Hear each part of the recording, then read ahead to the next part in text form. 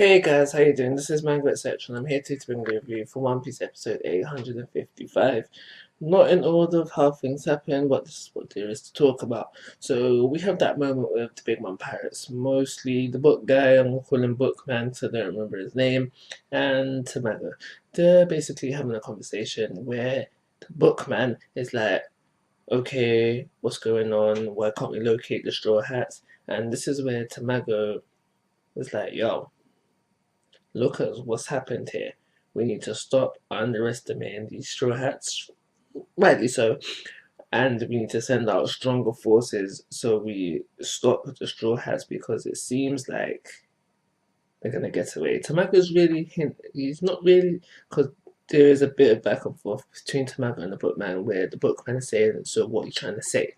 The Straw Hats are stronger than Big Mom, or rather Luffy stronger than Big Mom, and Tamago, he doesn't say this in exact words, but he's really saying like, yo, we need to look at what's happened here. The chateau area was been destroyed. The territory slugs are not working at current. We need to look at these incidents and say like, yo, be it accidental or not, Straw Hat is getting away. We need to take things more seriously. So that's really what's going on within that scene where Tamago is realizing we need to take things more seriously. Otherwise, Straw Hat's going to get away, and the Bookman is like, nah, we don't need to do that, and that's his resolve for that kind of thinking is strengthened earlier on by what the Germa do. So that's what I'm going to talk about next. So with the Germa 66 within this episode, rather the siblings of Germa 66, we don't see Judge. They are still fighting the people that have come to take over their territory, and by the end of the episode, they have got the location of the Straw Hats, and they are there heading over there to help them out, rightly so, because they need help. Something happens within this episode that, when it did happen within the manga, I was like, doesn't Bookman recognize the voice of his brother? This was kind of cleared up within the anime. I'm going to go check it out in the manga in a bit, but I don't remember it ever being so clear within the manga. So within the episode, you see Niji holding the guy that his voice is mimicking by the throat. So I don't know if it's a devil fruit ability, I don't know if it's a raid suit ability, but you can see that, via touch, the voice is being mimicked. So that was good to see. So like, it cleared up an issue for me that I hadn't happened in the manga. So also we see a bit of Capone and his crew in this episode. They have been targeted by Custard's little division, and there's just a little fight there. Really, we get to see the mobility of Capone's ship. See it attack some for the peeps, and then he just shot an out there, rolled an out there. He rolled an out there. So he had a little appearance in this episode. Nothing really too impressive. Nothing really going on behind the scenes. Nothing to interpret there or just discuss, but something worth mentioning. The bulk of the episode, as it should be, really, at this stage of the arc, Luffy versus Katakuri. So, I said it last week, why is Luffy still holding back Gear 4? Pretty much during the episode, I was still thinking these exact same thoughts, especially when he has that little speech about how you can't hit him with Haki without Haki, and he needs Haki to hit him, but he still can't manage to get a hit, and that how this is draining him more than the fight usually would because of these two things. So I'm just there thinking, then use Gear 4.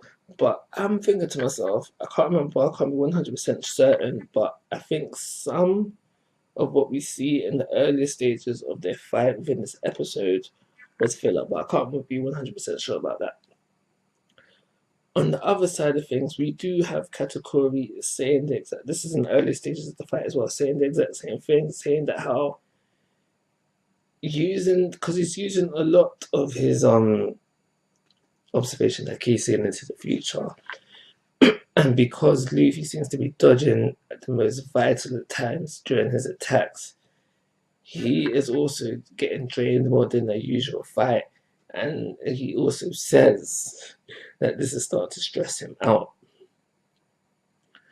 So basically, the earlier stages of the fight is just really Luffy trying to hit Katakuri, failing, and then Katakuri hitting Luffy, going in for a final blow, but Luffy manages to dodges.